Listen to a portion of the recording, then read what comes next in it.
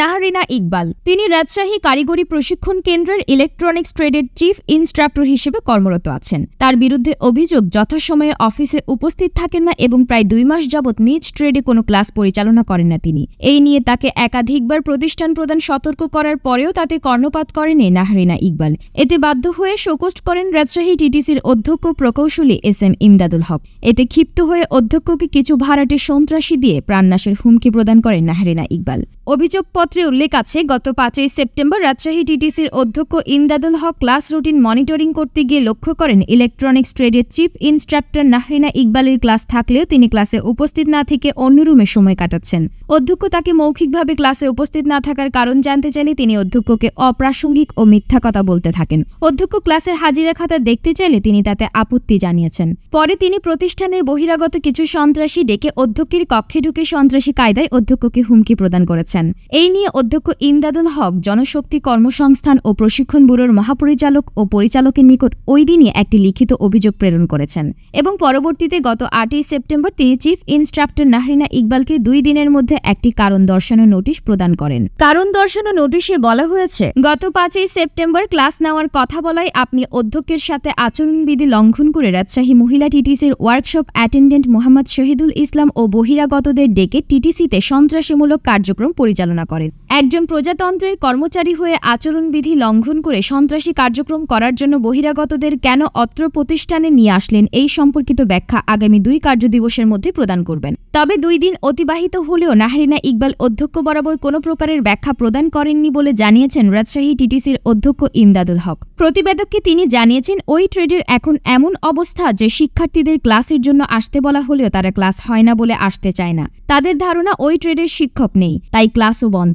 এর আগেও তাকে ক্লাস পরিচালনা করার জন্য 3 বার শোকস্ট করা হয়েছিল, কিন্তু সেই শোকস্টের উত্তরও তিনি দেননি। উল্টো পাশের মহিলা টিটিসির ওয়ার্কশপ অ্যাটেন্ডেন্ট মোহাম্মদ শহীদুল ও তার সন্ত্রাসী বাহিনীকে ডেকে নিয়ে এসে আমাকে হুমকি ধামকি দিচ্ছেন।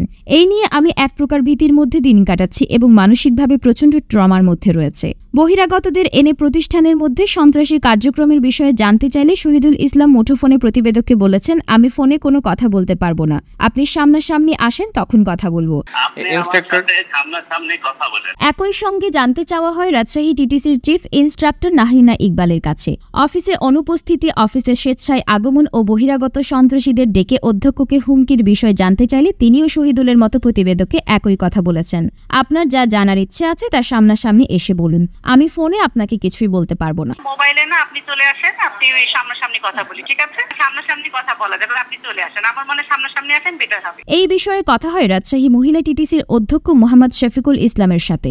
বিধি বহির্ভূতভাবে প্রাতিষ্ঠানিক আইন ভঙ্গ করে আরেকটি প্রতিষ্ঠানে বহিরাগতদের নিয়ে অফিস চলাকালীন সময়ে তার অধস্তন কর্মচারী ওয়ার্কশপ অ্যাটেন্ডেন্ট মোহাম্মদ শহীদুল আইন বহির্ভূত কাজ কেন করলেন জানতে চাইলে মহিলা অধ্যক্ষ বলেছেন, শহীদুল বেশ প্রভাবশালী, তার বিষয়ে আমি কিছু বলতে বা করতে পারি না। এর আগে শহীদুল সহ কয়েকজনকে কিছু বিষয়ে নিষেধ করায় আমাকে বেশ বিপদে পড়তে হয়েছে, তাই আমি কাউকে ভয় কিছু বলতে পারি না। ওই ঘটনার প্রেক্ষিতে তাকে অফিসিয়ালি কোনো শোকস্ট করা হয়েছে কিনা জানতে চাইলে তিনি বলেন, এমনি মৌখিকভাবে তাকে এমন কাজে দূরে থাকার জন্য বলা হয়েছে, কিন্তু অফিসিয়ালি তাকে কোনো শোকস্ট করা হয়নি। আমার ঊর্ধ্বতন কর্তৃপক্ষকে আমি এটা জানাইতে পারবো, তার কারণ কি এখানে আদিলম বহিরাগত, এখানে স্যার আছে, স্থানীয় অন্যান্য যারা আছে।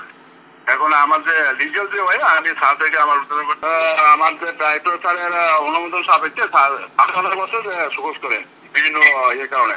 ওইটা নিয়ে আমাকে নিয়ে বিভিন্ন জন আর কি বিভিন্ন আমাকে হ্যারাসমেন্ট করার জন্য বসতে। জি জি জি, আমিও আমার উদ্যোগ কর্তৃপক্ষকে জানাবো স্যারা যেটা ব্যবস্থা করেন আর কি।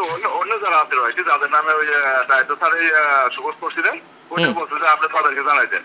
প্রাতিষ্ঠানিক বিধির লঙ্ঘন ও বহিরাগতদের এনে প্রতিষ্ঠানে সন্ত্রাসী কার্যক্রমের মাধ্যমে প্রতিষ্ঠান প্রধানকে ভয়ভীতি প্রদর্শনের ব্যাপারে জানতে চাইলে জনশক্তি কর্মসংস্থান ও প্রশিক্ষণ ব্যুরোর পরিচালক মোহাম্মদ সালাউদ্দিন বলেছেন, বিষয়টি আমরা তদন্ত করে দেখব। যেহেতু প্রতিষ্ঠানে একটা ঘটনা ঘটে গেছে আর অধ্যক্ষ এই বিষয়ে একটি চিঠি দিয়েছেন, সুতরাং বিষয়টি তদন্ত করে প্রয়োজনীয় ব্যবস্থা গ্রহণ করব।